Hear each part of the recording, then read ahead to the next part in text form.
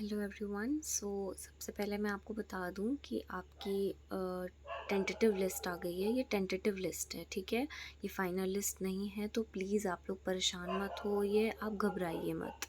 Okay. सबसे पहले तो इसको आप चेक कहाँ से कर सकते हो, तो आप नोटिसेज एंड अनाउंसमेंट पे जाओ। वहाँ पर आपका ये जो पहला ही लिंक है उसी पे जा कर के जब आप क्लिक करोगे पार्ट 1 पे, तो आपको पता चल जाएगा कि क्या क्या डॉक्यूमेंट्स हैं जो कि नेसेसरी हैं। ओके।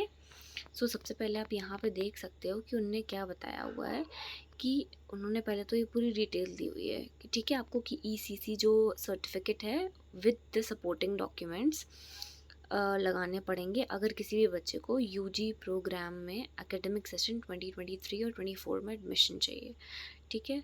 जो भी ये लिखा हुआ है कि the university of Delhi has release the tentative list of eligible candidates for CW supernumerary quota. Okay. ये टेंटेटिव लिस्ट है, मतलब अभी भी अगर कुछ बच्चे अपने डॉक्यूमेंट सबमिट करना चाहें वो कर सकते हैं करेक्ट करके। ओके।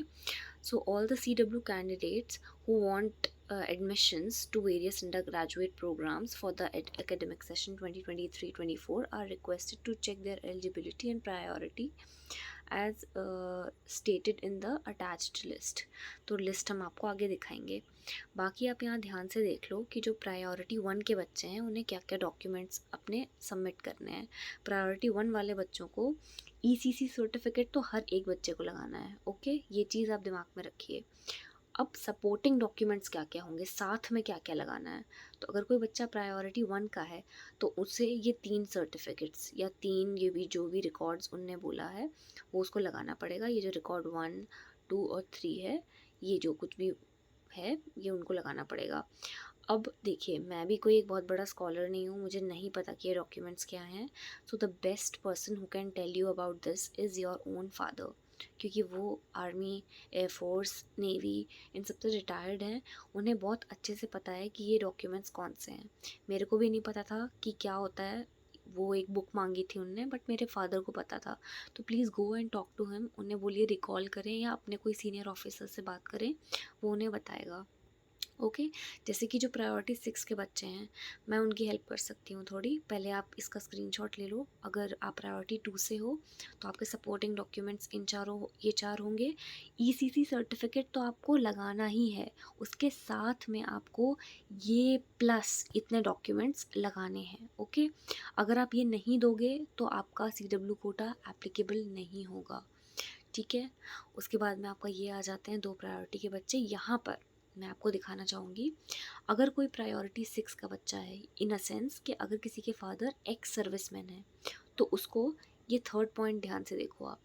ठीक है। ये थर्ड पॉइंट में लिखा है service book issued by respective records. ये एक रेड कलर की बुक होती है। ठीक है। मैं 6th कैटेगरी से थी, तो ये एक रेड कलर की बुक होती है। अपने फादर से पूछिएगा, रिटायरमेंट के टाइम उनको वो दी जाती है, वो उनके पास होगी। तो उसकी फ़ोटो कॉपी जो है वो यहाँ पे अटैच करनी होगी आपको। ओके। तो ये हो जाता है आपका। फिर आगे आप देखते जाएंगे तो ये सब उनने दिया हुआ है, और ये कब तक सबमिट करना है वो भी उन्होंने दिया हुआ है कि आपको 5 बजे तक सबमिट करना है 22 अगस्त को। ठीक है। तो आप इसको सबमिट कर दीजिएगा प्रॉपरली, एंड बिल्कुल भी इसमें ढिलाई मत करिएगा। ठीक है। और आपको बता दिया गया है कि जहाँ पर भी सबमिट करना है, कि आपको वेबसाइट दी हुई है, इस वेबसाइट पे आपको इसको सबमिट करना है। तो आप इसको सबमिट कर दीजिएगा टाइमली, बिल्कुल भी लेट मत करिएगा। ठीक है। क्योंकि फिर बहुत गड़बड़ हो जाता है। अभी आपको मौका मिला है तो आप प्लीज़ उसका फ़ायदा उठाइए। ठीक है। अब रही बात, कुछ बच्चे कह रहे हैं कि हमारी प्रायोरिटी गलत दी हुई है। ठीक है।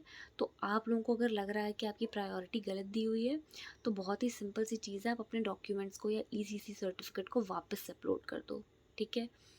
मैं फिर दोबारा कह रही हूँ कि मैं कोई एक स्कॉलर नहीं हूँ, मैं कोई टीचर नहीं हूँ, मैं कोई बहुत बड़ी इंसान नहीं हूँ। मैं बस एक चीज़ आपको जनरल चीज़ बता रही हूँ कि अगर आप दोबारा डालोगे तो वो वेरीफाई कर लेंगे, और अगर गलती पकड़ में आ जाती है तो आपकी प्रायोरिटी नेक्स्ट लिस्ट में वो चेंज कर देंगे। ठीक है। और बाकी जैसे आप देख सकते हो यहाँ पे उन्होंने लिख करके भेजा है एक बच्चे को। ठीक है। कि यहाँ पे इसका एलिजिबिलिटी नो क्यों लिखा हुआ है। ठीक है। सेकंड, ये बच्चे ने अपना लगाया होगा जो कुछ भी, उसने प्रायोरिटी जो उसका 2 है इसने लिख तो दिया मेरा प्रायोरिटी 2 है, बट इसने साथ में अटैच नहीं किया होगा, या तो एजुकेशन कंसिस्टेंट सर्टिफिकेट नहीं अटैच किया होगा, या तो जो भी सपोर्टिंग डॉक्यूमेंट्स की जो लिस्ट थी प्रायोरिटी 2 के बच्चे के लिए, उनमें से कोई एक सर्टिफिकेट गायब होगा। तो इस वजह से इट इज़ इम्पॉर्टेंट कि आप लोग ये चीज़ पे फोकस करें, ठीक है। बाकी all the best, stay calm, बहुत आराम से काम करिए। ये डॉक्यूमेंट्स वगैरह के काम होते हैं, इनमें हड़बड़ाओगे तो लाइफ टाइम परेशान हो जाओगे, ठीक है। इसलिए बहुत आराम से कामली काम करो, चीज़ें हो जाएंगी, ठीक है।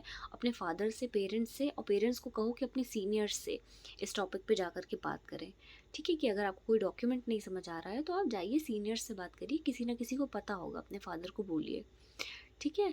सो बाकी कोई भी क्वेरी हो आप मुझे बता सकते हो कमेंट सेक्शन में, and I will try to help you. Thank you so much. Please like it and subscribe it and share it with your friends.